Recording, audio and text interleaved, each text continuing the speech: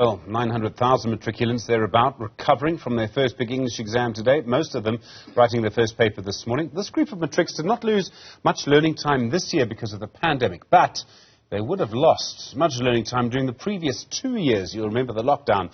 At the same time, as you know, the world is changing around you. There are questions to ask around whether the exams that our matrics are writing are really preparing them for the world of work. Professor Micheal Le Cordeur is the head of the Department of Curriculum Studies at Stellenbosch University. Professor, good afternoon to you and thank you for your time. Firstly, this group of matrics, they did lose schooling during the pandemic, but not really this year. Do you think that's still going to have an impact?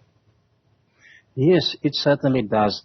One must bear in mind that they were at the forefront, when the curriculum was hit by the pandemic in March of 2020.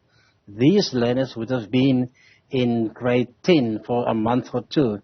And so we must bear in mind that for their whole grade 10 and grade 11 year, their schooling have been largely impacted by COVID, albeit that they were the whole system stabilized in 2022, they still come from a background where their schooling has been hugely interrupted, and it will for certain have an impact on their results and their exam that they are now writing, in fact. I mean, should we be taking that into account, or do you think they're going to be marked against their peers anyway? It's tempting to think they all had the same impact, but they didn't, because the poorer you were, the bigger the impact was on your education. Exactly. We must also bear in mind that most of our learners coming from the poorer communities never had access, to online teaching and online schooling, whereas in other parts of the country, in other communities, some of them, their teaching program were only influenced very, very insignificantly. And so we must be mindful of the fact that the class of 2022 have been largely impacted by COVID. They were not subjected to a regular school program in 2020 and 2021. They have gone through what we have called the Alternative Schools Day. So they were in 2 of their last 3 years, in other words, in 2 of their final phase of schooling, they have only been in school for every other day. And that, of course, meant that they could not finish the curriculum in many cases. And I think we will see that in their results. Many of them never got to finish the curriculum, which I think will have an impact on them. Many of them were subjected to stress and emotional stress. Remember, some of them lost close family members. Some of them have lost their friends. Some have lost some of their teachers. And so all of this emotional stress must have some impact on these learners. And I really feel for them, and I really wish them very well with this coming exam. There's a bigger question, Professor, which is they've been studying for the last 12 years, probably for most of them. Is what they've been studying really the right thing for the world that they're going to be living in? They're going to be living in a world which is changing perhaps more quickly than the world's been changing in the past, certainly moving towards what people call the Fourth Industrial Revolution. Yeah. Are they really properly prepared for what they're going to need to know? Now, we must also bear in mind that, the last time I counted, there were about 300 schools with no electricity at their schools. So in those schools, you cannot switch on a computer and you cannot go onto a laptop, etc., etc. So what do you expect from the 21st century? What do you expect from the fourth industrial or the fourth the new revolution in education? Is that these learners will lag behind.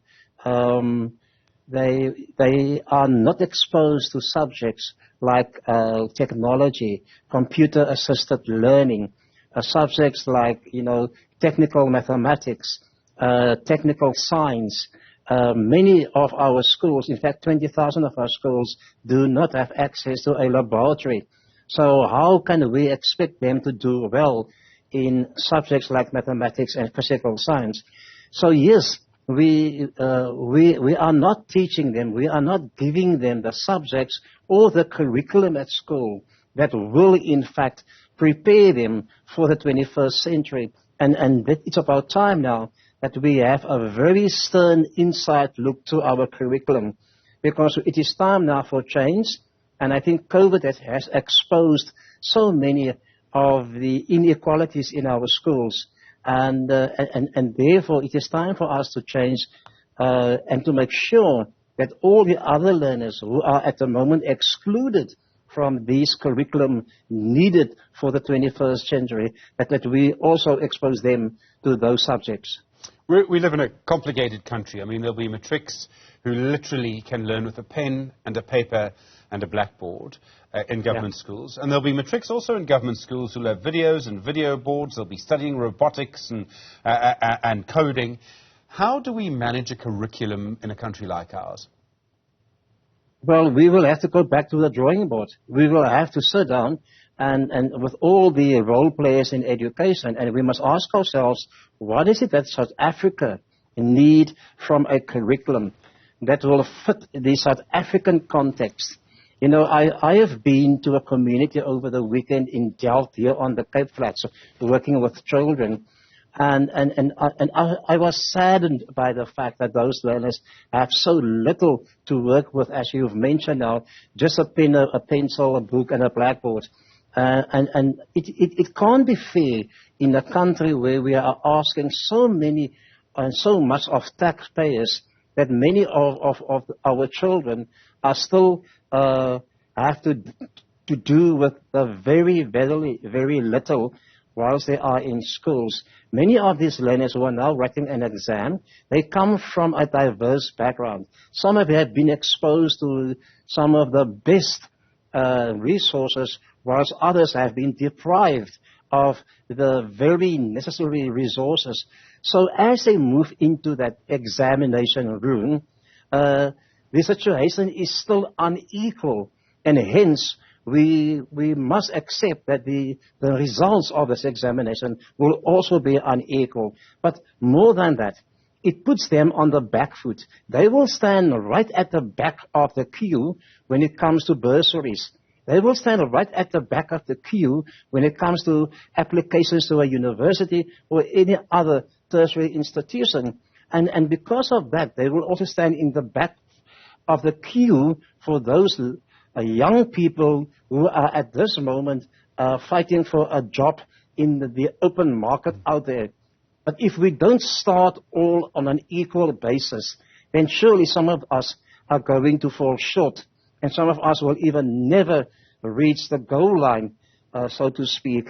And it is actually sad that we must still do this to our young people in this country. Professor Micheal Le Cordeur, thank you. Head of the Department of Curriculum Development at the University of Stellenbosch. A very stern message there, and in a way, perhaps, because of the pandemic, inequality in education really is worse now than it's been for some time.